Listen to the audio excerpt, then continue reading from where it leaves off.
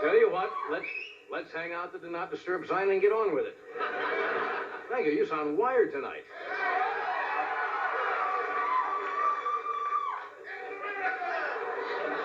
Easy. Cover me. Something's going on tonight. Anyway, we have a nice show. You know what I did last? Turned on television. I don't watch television a lot at night. I thought I was watching the Carringtons and the Colbys. Turned out to be the Reagans and the Gorbachevs. Have you been following the news? The big meeting is underway, and it seems that it's going so well, apparently, it may be held over another day. That is Ronald Reagan's dream, to be in something that gets held over.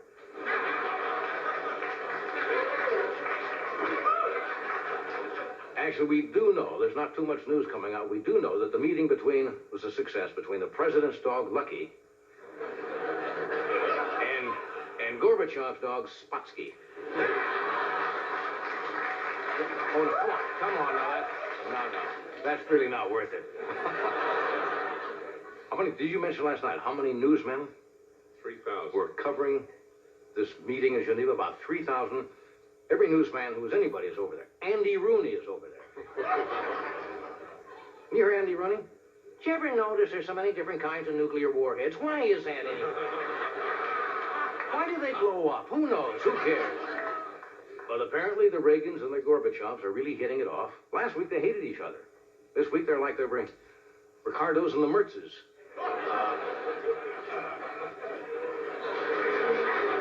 All right. There's a little news that did come out. Reagan and Gorbachev agreed to go bowling every Tuesday night if they can get rid of the girls.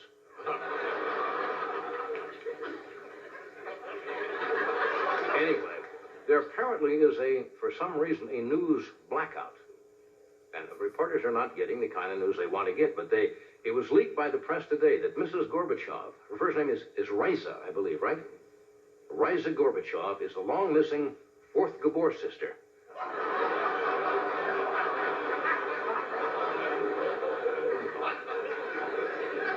Now, all they've reported so far is that the president and Gorbachev talked for 4 hours yesterday.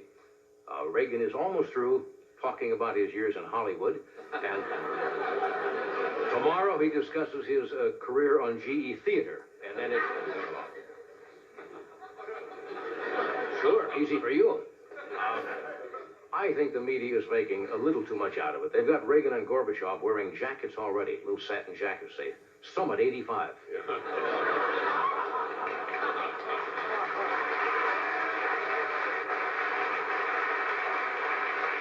Anyway, they did report on more or less the social things that are happening. They had a formal dinner last night at the Soviet mission for President Reagan.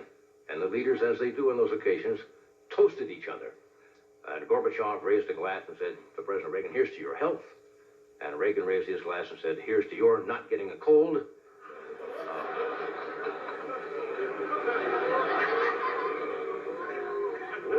You got anything better? All right, did you see what the Soviets served at the dinner? They had beluga, caviar, I guess that. They had sturgeon, other Russian delicacies, and Reagan turned to Gorbachev during all of this and says, "Well, I don't want to make any trouble on a peace mission, but do you have any trail mix?" Anyway, now,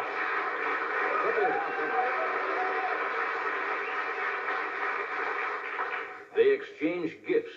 According to the press, the Gorbachevs gave the Reagans a porcelain tea set, a necklace, a case filled with 16 medallions, and a Russian painting.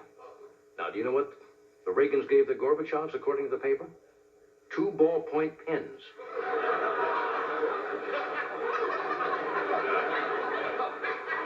That's the joke. I don't know what else. Do you know who else is over there reporting the news? The president's son, Ron Jr., is covering Geneva Summit. You know who Playboy magazine. Yeah, apparently he surprised Gorbachev by asking him, "Will normal social drinking impair sexual impotence?"